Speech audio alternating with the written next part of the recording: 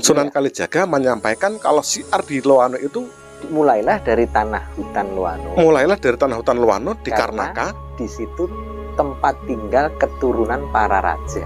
Ini kita garis bawahi, Mas. Keturunan tempat tinggal para raja. Seorang Sunan Kalijaga nggak sembarangan, Thomas. Ya, dia berani menyampaikan Assalamualaikum warahmatullahi wabarakatuh. Waalaikumsalam.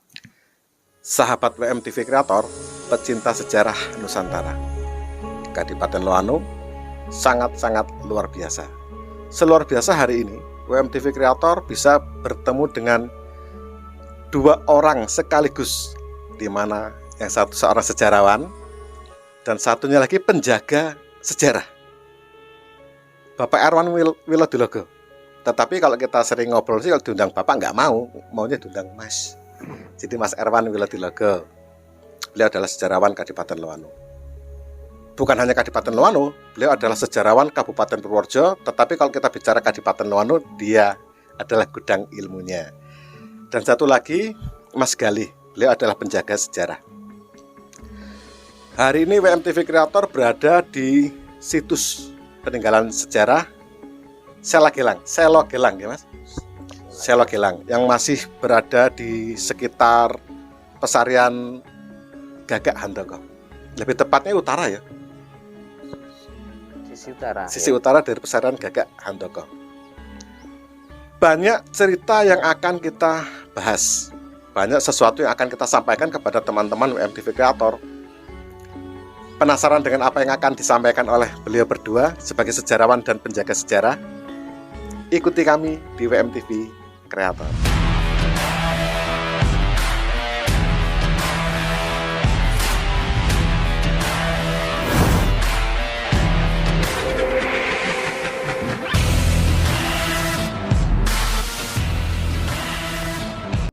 Mas Erwan Wilodilogo dan Mas Galih, beliau adalah ahli di bidangnya, ahli dalam sejarah pastinya.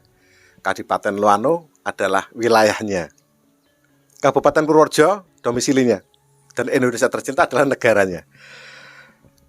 Mas Erwan, kalau kita bicara Kadipaten Loano itu kok nggak ada rampungnya, Mas? Ya, ada apa dengan Loano ini, Mas? Ya. Ada apa ini kena lu? Ya karena sejarahnya yang panjang, kemudian ya hidden history tadi, sejarah yang tersembunyi. Artinya ketika sesuatu yang disembunyikan itu semakin banyak orang ingin tahu tentang Kadipaten Loano. Semakin orang banyak ingin tahu, semakin ingin dalam menggalinya, begitu. Seperti WMTV Kreator berada di Kadipaten Loano yang berkali dan berkali-kali, karena keingintahuan kita tentang sejarah Kadipaten Loano. Itu kan baru sekelumit itu kalau yang di belum seberapa channel WMTV. Kalau di anu ya belajar panjang sekali, dan seluruh fase zaman selama Nusantara ini Kadipaten Loano ada sejarahnya tersendiri. Jadi ada fase-fasenya. Sangat luar biasa. Jadi kita kalau mencari lain daripada bahasa luar biasa, kata ya angel ya, luar biasa. Seluar biasa hari ini WMTV Kreator bisa bertemu dengan dua orang yang luar biasa lagi, Mas Galih dengan Mas Erwan. Saya tadi menyampaikan tentang Mas Erwan adalah sebagai seorang sejarawan, dan itu pasti. Karena data-data sejarah Kadipaten Loano dia menguasai. Kalau Mas Galih sendiri kan sepengetahuan WMTV Kreator, beliau adalah penjaga sejarah. Hari ini kita berada di Selogelang. Di situ tertera jelas ada Betako Merpati Putih. Hubungannya dengan Merpati Putih itu apa, Mas? Sejarah yang ada di Kadipaten Loano ini ya, terutama di Selogelang ini, hubungannya dengan Betako Merpati Putih itu apa, Mas? Selogelang, jadi Selogelang ini mohon izin Pak, Pak Erwan ya. Jadi Selogelang hubungannya apa dengan Betako Merpati Putih? Jadi awal cerita bagaimana ini kan baru saja dipugar Mas Ari, dan kebetulan ini adalah salah satu situs peninggalan yang bisa dikatakan berkaitan juga dengan awal mula atau asal usul dari nama kadipaten itu sendiri, Kadipaten Loano. Jadi berkaitan Jadi mungkin ini juga menjadi saksi dari bagian sejarah di Nusantara ini Pak nggih. Ya. Jadi sudah menjadi situs itu dari generasi ke generasi, dan sampai saat ini belum lama dipugar oleh Petaku Merpati Putih. Jadi awalnya beliau para dewan guru dari Merpati Putih itu berziarah karena menurut sejarah bahwa olah kanuragan atau ilmu bela diri yang menjadi kiblat dari Merpati Putih itu sendiri awal mulanya dari sini Mas Ari. Jadi dari Eyang Gagak Handoko terus ke atas ke leluhurnya. Nah itu untuk jelasnya nanti bisa Pak Irwan, karena Pak Irwan ini menguasai betul data-data. Kalau saya istilah sekedar nguri-uri. Jadi memang betul Silo Gilang ini sangat ada hubungannya dengan Petaku Merpati Putih. Hubungan Silo Gilang dengan Petaku Merpati Putih itu beliau Mas Gali sudah menjelaskan tentang Padepokan Merpati Putih sendiri yang memugar Mas, lebih tepatnya memugar. Dan di sini di Silo Gilang ini banyak menyimpan memori, dan memori itu salah satunya ya pasti Gagak Handoko. Kita tadi bicara tentang yang memugar atau pemugar itu dari Merpati Putih. Nah, pertanyaan saya mewakili dari teman-teman yang ada di WMTV Kreator, hubungannya Silo Gilang dengan Kadipaten Loano. Apa yang terjadi dengan Silo Gilang sendiri Mas tentang Kadipaten Loano? Monggo Mas Irwan. Jadi begini ya, Silo Gilang ini kalau dengan hubungan dengan Kadipaten Loano mungkin mulai muncul di tengah-tengah nih. Walaupun batunya sendiri mungkin sudah sejak ribuan tahun yang lalu, waktu bumi terbentuk sudah ada di sini. Tapi yang menjadi satu catatan di Beruang dan kisah-kisah Pitutur itu, Silo ini adalah salah satu saksi dari persebaran syiar Islam di Bagelen. Gitu.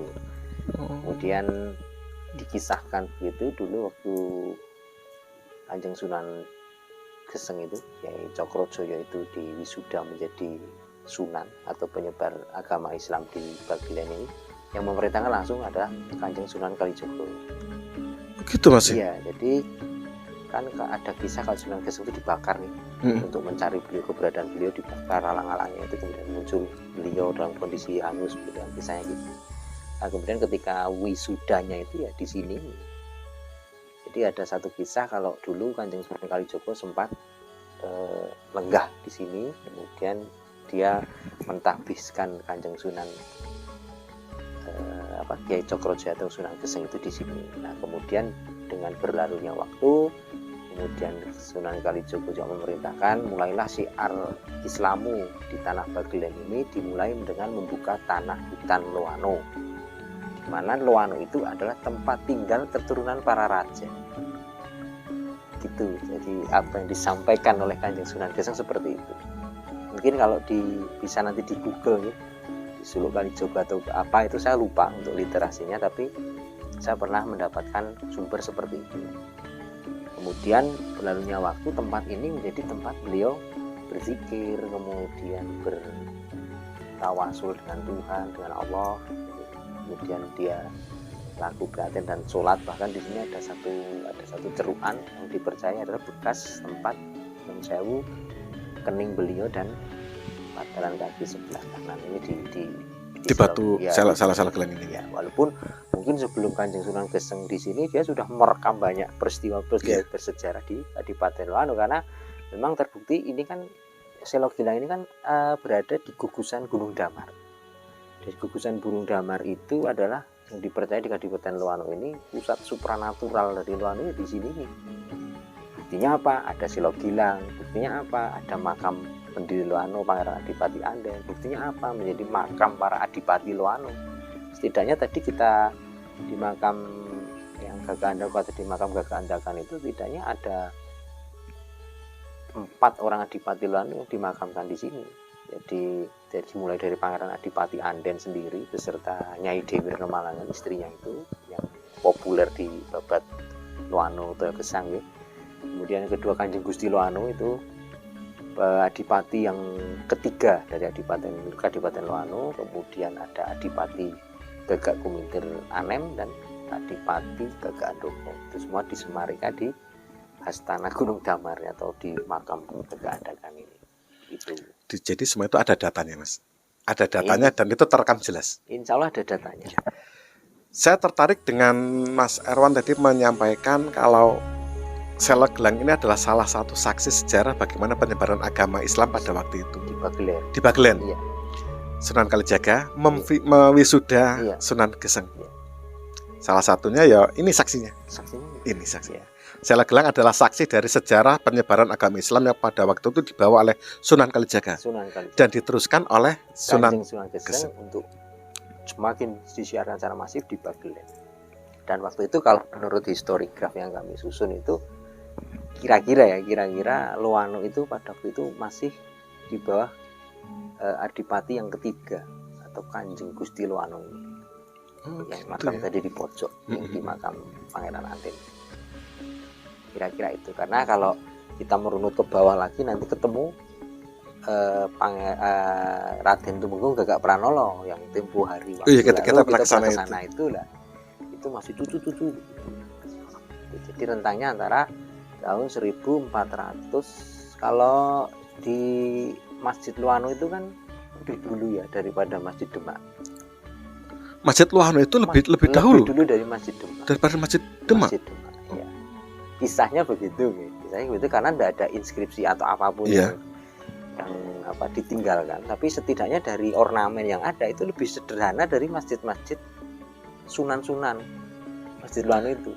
Dari jejak sejarah yang tertera dalam arti ya lukisan mungkin ya pahatan ornamen pahatan itu dia lebih sederhana. Kalau kita bicara dengan logika sekarang ya dengan membuat sederhana itu kan berarti penguasaan teknologinya baru segitu. Iya. Tapi untuk Masjid Demak kemudian apalagi Masjid Santri yang di Bagelen itu lebih modern.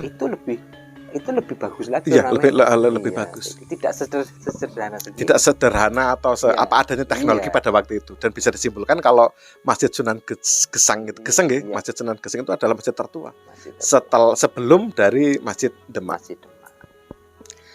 Ini adalah cerita sejarah dari Kadipaten Loano. Begitu banyak cerita yang mungkin teman-teman belum tahu. Dan di sini kita bertemu dengan beliau berdua, Mas Erwan Wilodulogo dan Mas Galih. Pengetahuan MTV Kreator lebih bertambah dan insya Allah bisa menginspirasi teman-teman untuk lebih banyak tahu tentang sejarah Kadipaten Loano. Penyebaran agama Islam dimulai dari Sunan Geseng, di mana Sunan Geseng diperintah atau diwisuda atau lebih tepatnya itu diamanahkan diamanahkan oleh Sunan Kalijaga untuk bersiar Islam di Kadipaten Loano. Memulai siar Islam. Saya tadi mencatat Mas Erwan menyampaikan pesan dari Sunan Kalijaga kepada Sunan Geseng bersiar agama Islam di Loano dikarenakan di Loano sendiri adalah banyak keturunan raja. Di situ tempat tinggal keturunan para raja. Sunan Kalijaga menyampaikan kalau siar di Loano itu mulailah dari tanah hutan Loano. Dikarenakan di situ tempat tinggal keturunan para raja. Ini kita garis bawahi, Mas. Tempat tinggal para raja. Seorang Sunan Kalijaga nggak sembarangan, Thomas. Ya, dia berani menyampaikan kalau di sini adalah tempat keturunan para raja.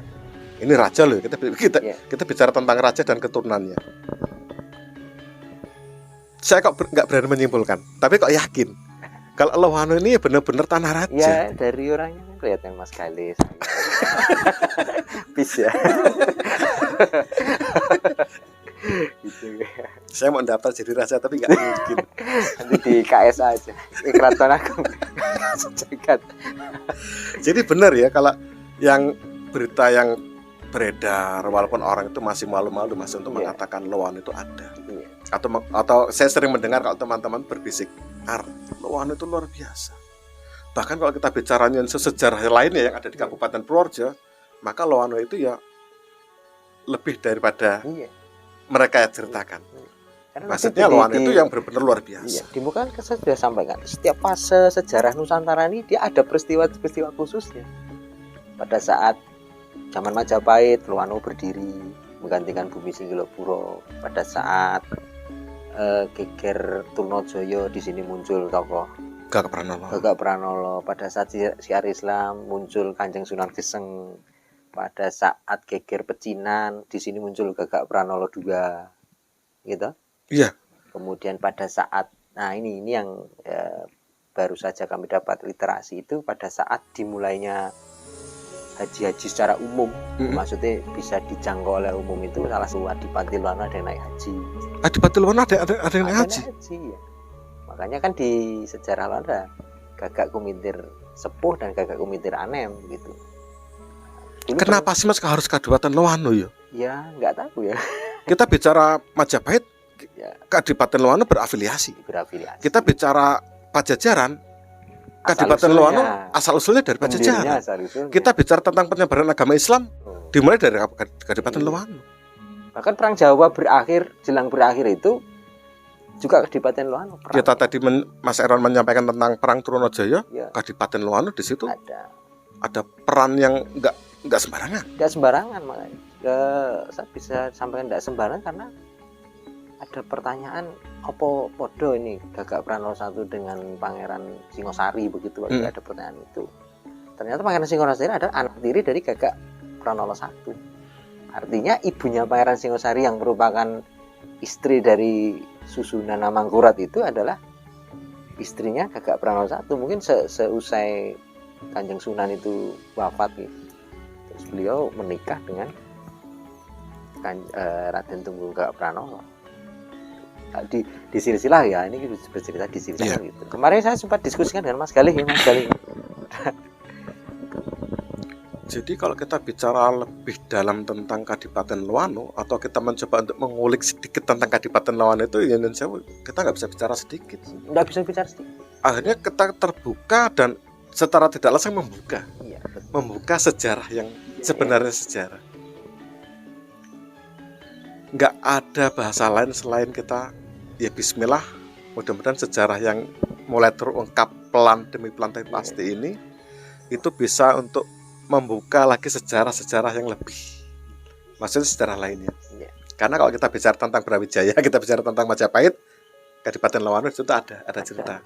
Kita bicara tentang Raden Amokrat Mas, ada. Di situ Kadipaten Loano pun memberikan kontribusi sejarah. Kita bicara tentang penyebaran agama Islam pertama di Bagelen. Sunan Kalijaga memberikan amanah untuk penyebaran agama Islam itu dimulai di Bagelen dengan Sunan Geseng. Dan bahasanya luar biasa. Di sini tempat tinggal keturunan para raja. Di Kadipaten Loano tempat keturunan para raja. Jadi penasarannya Mas Ari sebenarnya sudah terjawab ya dari sabdonya Kanjeng Sunan. Tempat tinggal para raja, mbuh raja ngendi wae, Raja Majapahit, Raja Pajajaran, Raja Mataram, Raja Yojo, Raja Solo, iku nang kene kabeh. Keturunannya di sini. Angel, saya ini mau ngomong angel ini. Karena kalau kita bicara, kita bicara sebut saja tentang Mataram.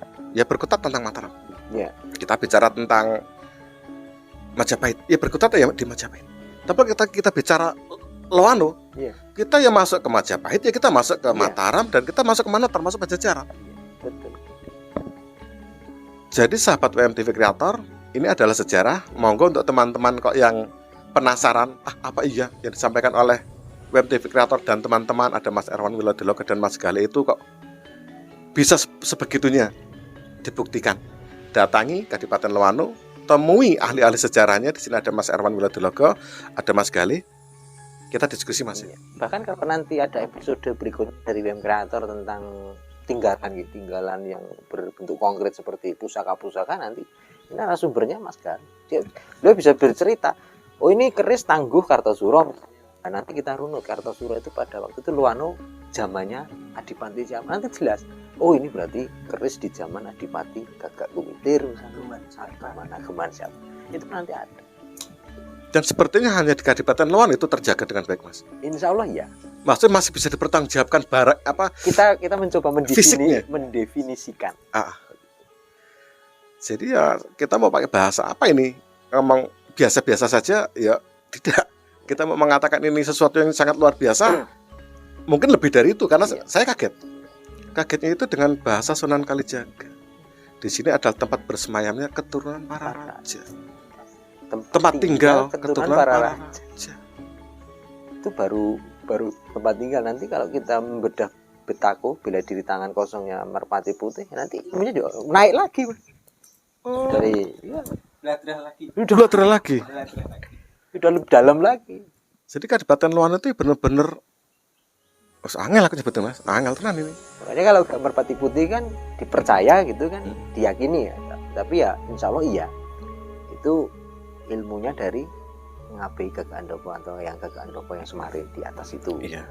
Kemudian Gagak Handoko itu mendapatkan ilmu dari ibunya Nyai Joyorejoso. Nyai Joyorejoso itu keturunan langsung dari Amangkurat Agung yang pernah diselamatkan oleh Raden Tumenggung Gagak Pranowo atau yang canggahnya Gagak Handoko. Itu. Ini saya mencoba kan, Mas. Tapi saya pribadi ya. Ini pengalaman saya pribadi. WMTV Kreator itu untuk kita mengulik sejarah itu insya Allah sudah keliling dari tempat satu ke tempat lainnya. Dan yang merasakan adalah kami. Aura-aura di lapangan itu kami sangat merasakan. Tetapi di Kadipaten Loano saya tidak menemukan aura-aura rasa-rasa seperti saya berada di daerah lainnya. Di waktu kita mengulik tentang sejarah, beberapa hari, minggu dan bulan saya mencoba untuk mencari-cari jawabannya, tetapi nggak pernah ketemu, Mas. Dan hari ini dengan qadarullah tidak terencana sama sekali, di sini saya menemukan jawabannya. Di mana di sini adalah tanah di mana keturunan raja, tempat tinggal keturunan raja. Jadi kita tidak akan menemukan aura-aura negatif. Kita tidak menemukan hal-hal yang horor-horor. Karena di sini bukan tempat sembarangan. Tempat kediaman keturunan para raja. Sahabat WMTV Kreator, Kadipaten Loano telah terbuka sedikit sejarahnya. Kadipaten Loano sudah terbuka tentang sisi lain dari banyak sejarah Majapahit, Mataram, Pajajaran.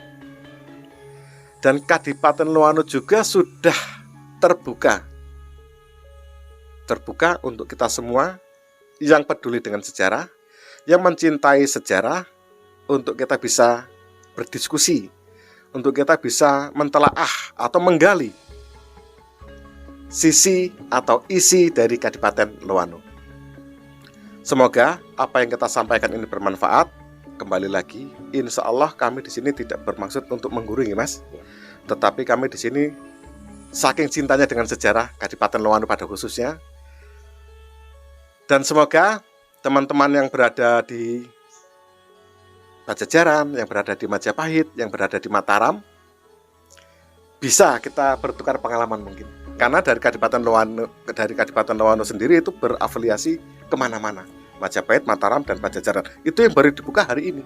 Mungkin kalau kita bisa mungkin kalau ada waktu lain, kesempatan maksudnya gitu. Mungkin kita akan bicara tentang kerajaan lainnya, Mas. Nggak cuma Majapahit, nggak cuma Mataram, dan nggak cuma nanti gini, Mas. Nanti kita nunggu request dari pemirsa atau Mas, saya pengen sejarah yang ini ya, nanti kita bedah lagi. Ya, siap. Jadi ini satu gate ya, atau satu pintu gerbang. Ya, ini salah satu pintu pembuka. Nanti secara ketokohan nanti bisa narasumber dari kami, jadi nanti tentang benda-benda bersejarah milik Kadipaten Loano yang tangguh-tangguhnya itu nanti bisa dengan Mas Gali nanti, atau kita sinergikan antara ini peninggalan, oh ini literasinya seperti ini, nanti kita koalisi semacam ini lagi. Kita bedah bersama-sama. Dan kita sampaikan cerita itu, kabar baik itu kepada teman-teman pecinta sejarah. Sahabat WMTV Kreator, sampai di sini dulu cerita dari secelumit Kadipaten Loano. Secelumit aja udah bikin saya pusing loh. Kaget itu, Mas. Kita saking ini Ini yang mana yang mau jadi Sangat luar biasa Kadipaten Luano. Semoga berkenan. Salam budaya, salam nguri-nguri sejarah Nusantara. Salam untuk Indonesia semua. Wassalamualaikum warahmatullahi wabarakatuh. Waalaikumsalam warahmatullahi wabarakatuh.